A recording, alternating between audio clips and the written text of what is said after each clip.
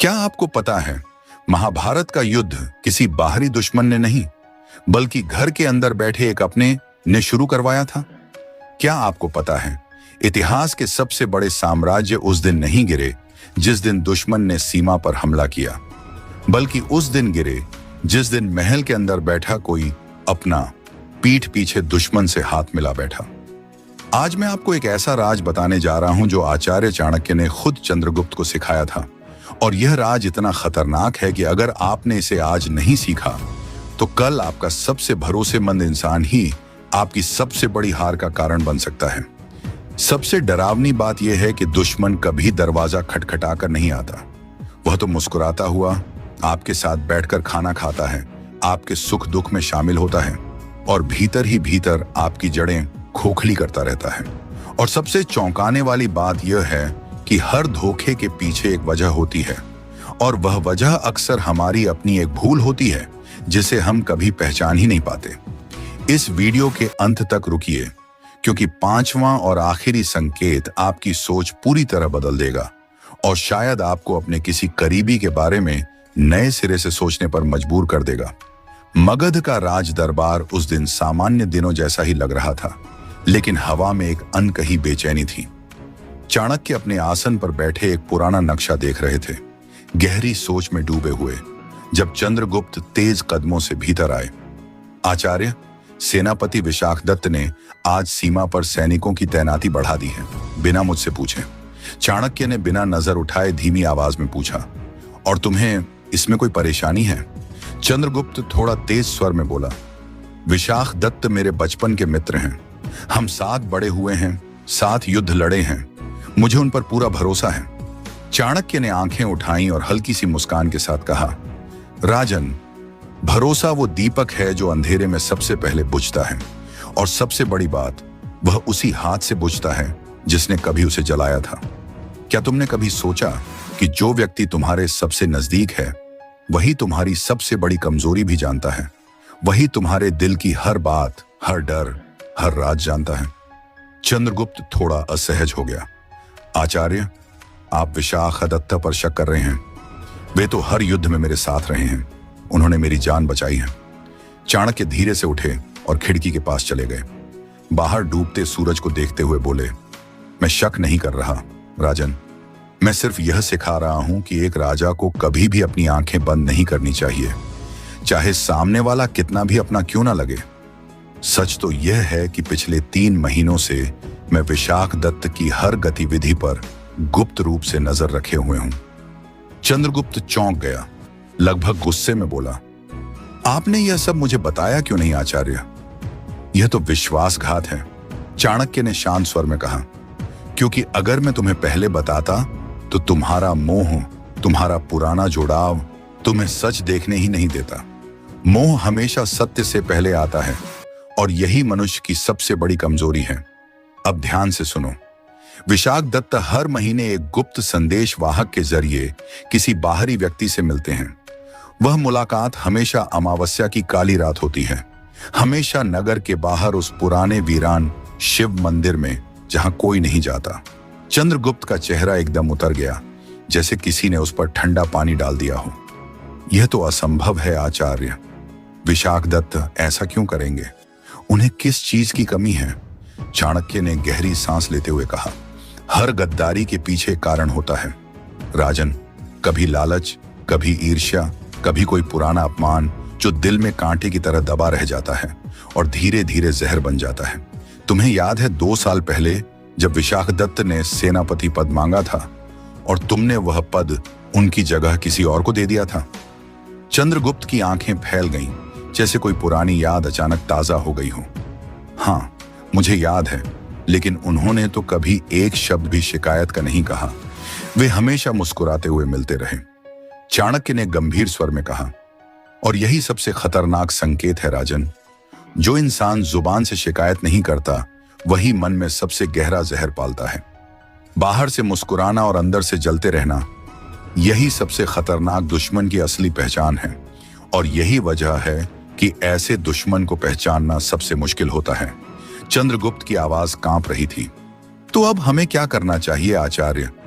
क्या हम उन्हें अभी इसी वक्त बंदी बना लें, उनसे सच उगलवाएं। चाणक्य ने धीरे से सिर हिलाया। नहीं राजन, जल्दबाजी नादान लोगों का हथियार है और एक बुद्धिमान शासक कभी भी बिना प्रमाण के फैसला नहीं लेता। हम आज रात, अमावस्या की उसी रात, स्वयं शिव मंदिर जाएंगे, चुपचाप, बिना किसी सैनिक को साथ लिए, बिना किसी को बताए। सच अपने आप हमारे सामने आ जाएगा। रात हुई। आकाश में एक भी तारा नहीं था, जैसे प्रकृति खुद भी इस सच को छुपाना चाहती हो। चाणक्य और चंद्रगुप्त सामान्य वेश में, चेहरे ढककर, मंदिर के पीछे घने पेड़ों के झुरमुट में छिप गए। हवा में एक अजीब सी खामोशी थी, सिर्फ दूर कहीं उल्लू की आवाज सुनाई दे रही थी। कुछ देर बाद घोड़े की टापों की आवाज सुनाई दी। विशाखदत्त काले घोड़े पर सवार होकर आए और उनके साथ एक अनजान व्यक्ति भी था, जो बाद में पता चला कि पड़ोसी राज्य के राजा का गुप्त दूत था। चंद्रगुप्त ने गुस्से में तुरंत अपनी तलवार पर हाथ रख दिया। उसकी सांसें तेज हो गईं, लेकिन चाणक्य ने कसकर उसका हाथ पकड़ लिया और फुसफुसाए, रुको राजन, पहले सुनो फिर फैसला लो। भावना में लिया गया फैसला हमेशा भारी पड़ता है। धीरे धीरे उनकी बातचीत के टुकड़े हवा में तैरते हुए दोनों तक पहुंचने लगे। पता चला कि विशाखदत्त मगध की सेना की गोपनीय जानकारी, सैनिकों की संख्या, हथियारों की स्थिति, सीमा की कमजोर चौकियां, सब कुछ दुश्मन राज्य को बेच रहे थे। बदले में उन्हें एक बड़ा राज्य और मगध के सेनापति से भी ऊंचा पद देने का वादा किया गया था। चंद्रगुप्त का दिल टूट गया, जैसे किसी ने उसकी छाती के अंदर कुछ चीर दिया हो। जिस दोस्त पर उसने आंख बंद करके भरोसा किया था, जिसके साथ उसने अपने बचपन की सबसे कीमती यादें बांटी थीं, वही आज उसकी पीठ में सबसे गहरा छुरा घोंप रहा था। मंदिर से लौटते हुए चाणक्य ने गंभीर आवाज में कहा, राजन, अब समझे, दुश्मन कभी बाहर से नहीं आता, वह हमेशा अंदर से जन्म लेता है। ठीक वहां जहां हमारा भरोसा सबसे ज्यादा होता है, ठीक वहां जहां हमने कभी शक करने की जरूरत ही महसूस नहीं की। अगली सुबह राज दरबार में विशाखदत्त को राजद्रोह के आरोप में गिरफ्तार किया गया। पूरा दरबार सन्न रह गया। चंद्रगुप्त ने भारी मन से, लगभग टूटी हुई आवाज में पूछा, आचार्य, अब मैं किसी पर भरोसा कैसे करूं? अगर सबसे करीबी दोस्त धोखा दे सकता है, तो फिर भरोसे का क्या मतलब रह जाता है? चाणक्य ने उसके कंधे पर हाथ रखा और मुस्कुराते हुए कहा, भरोसा करना बंद मत करो राजन, क्योंकि बिना भरोसे के कोई भी राज्य, कोई भी रिश्ता टिक ही नहीं सकता।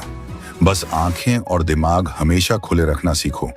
और आज मैं तुम्हें वो 5 गहरे संकेत बताता हूं, जिनसे तुम अपने असली दुश्मन को उसके नकाब के पीछे से पहचान सकते हो, इससे पहले कि वह वार करे, इससे पहले कि बहुत देर हो जाए। पहला संकेत, अत्यधिक तारीफ से सावधान रहो। जो व्यक्ति जरूरत से ज्यादा आपकी तारीफ करता है, बार बार आपके सामने खुद को छोटा और आपको बड़ा दिखाता है, वह अक्सर अपने असली इरादों को उस तारीफ की चादर के नीचे छिपा रहा होता है। सच्चा हितैषी आपकी तारीफ करने के साथ साथ आपकी गलतियां भी बेझिझक बताता है। अगर कोई इंसान हर बात में सिर्फ हाँ में हाँ मिलाता है, कभी असहमति नहीं जताता, कभी आपको टोकता नहीं, तो सतर्क हो जाइए।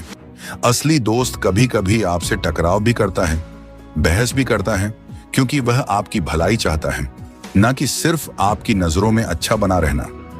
दूसरा संकेत, आपकी सफलता पर उसकी प्रतिक्रिया गौर से देखो।